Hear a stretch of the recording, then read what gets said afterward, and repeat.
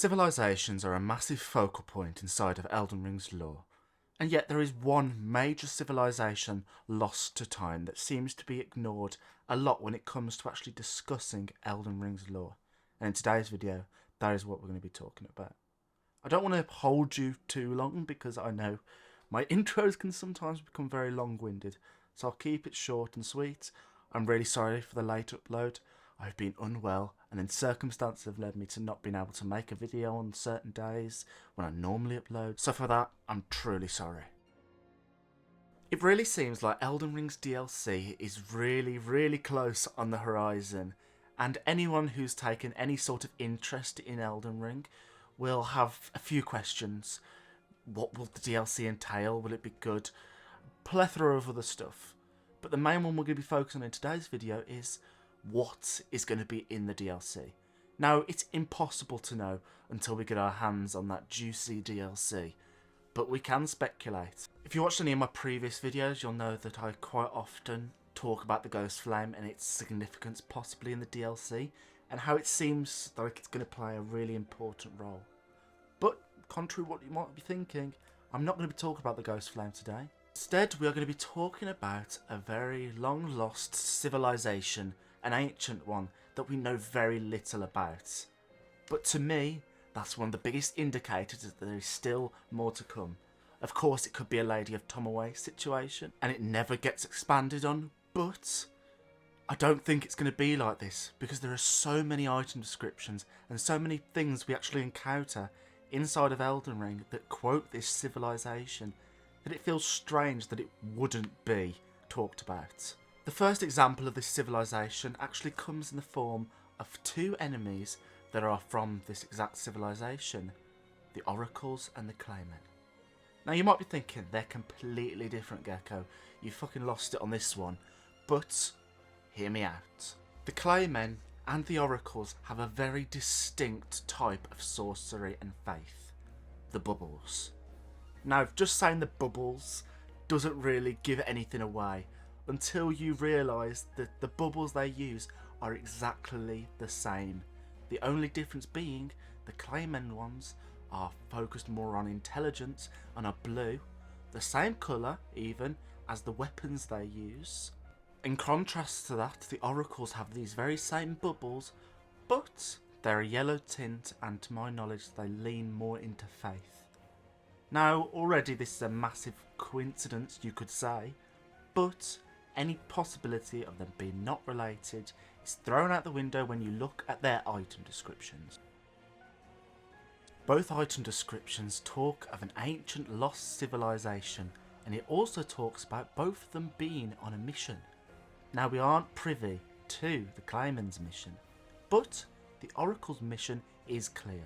Upon the arrival of a new god or a new age, they will sound their horns, signalling said new age or god. Both the fact that they both have identical bubble sorceries and the fact they are both from an ancient dynasty, it really makes me think that they are connected.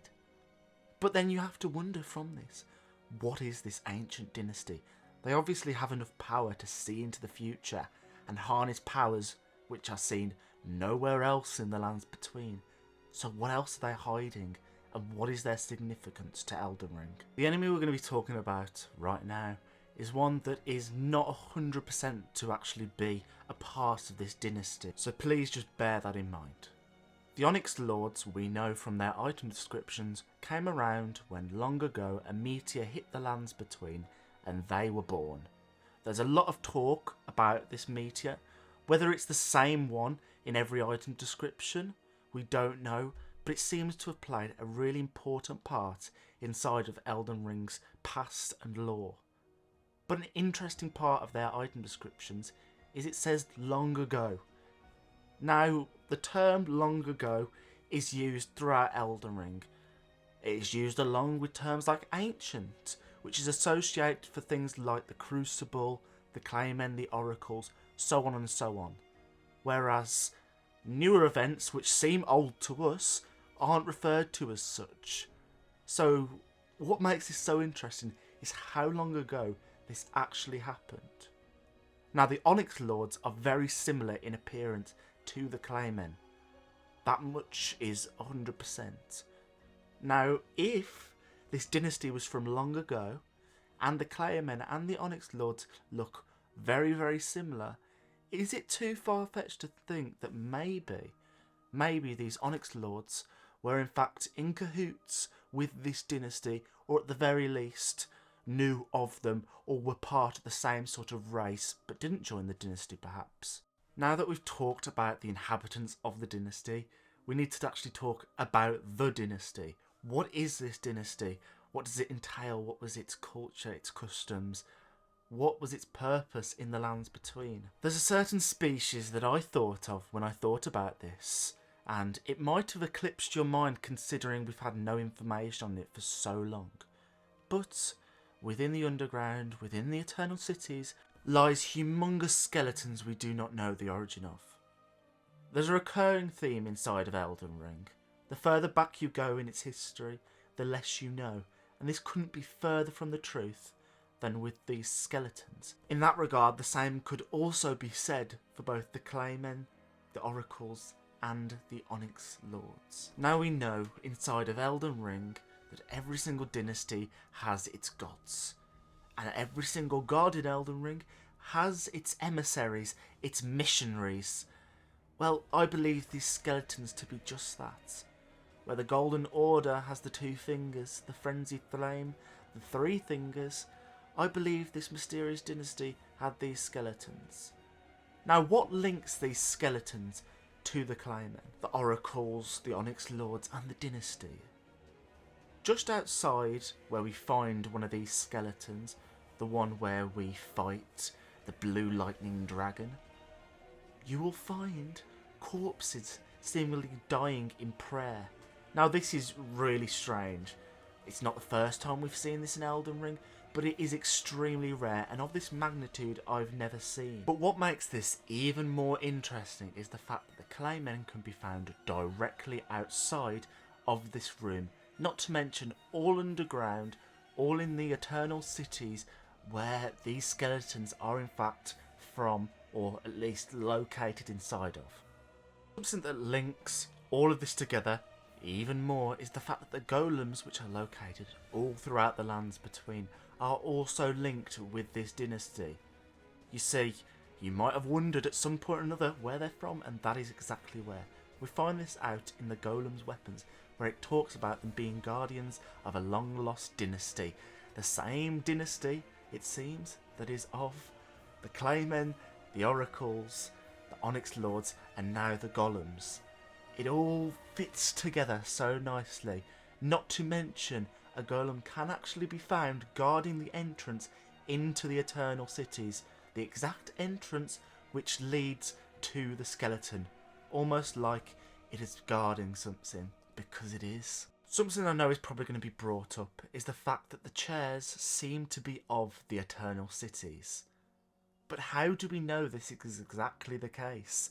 For all we know, the chairs could predate the Eternal Cities by dozens upon dozens of millions of years, for all we know, along with the corpses. We are never actually told how old these things are, so it's really hard to know.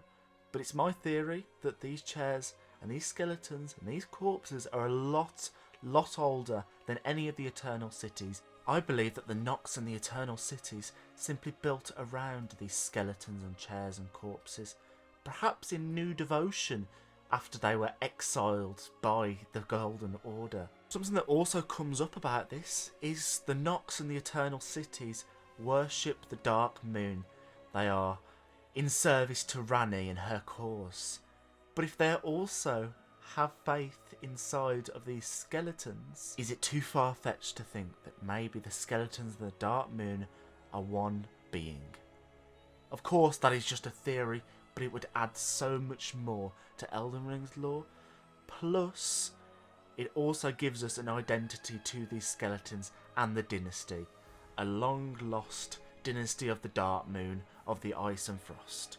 I think that would be pretty bloody amazing, but of course, this is just a theory.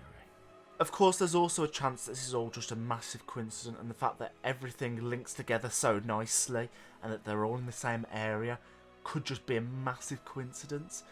that's 100% a possibility, but I really am leaning towards the fact that this is actually the case, and it's going to have something to do with the DLC, because there's just so much to do with this that is unexplained. It's not just like Rossus, where he's got one item description, and of course there's a high chance that's in the DLC as well, but there's not as much.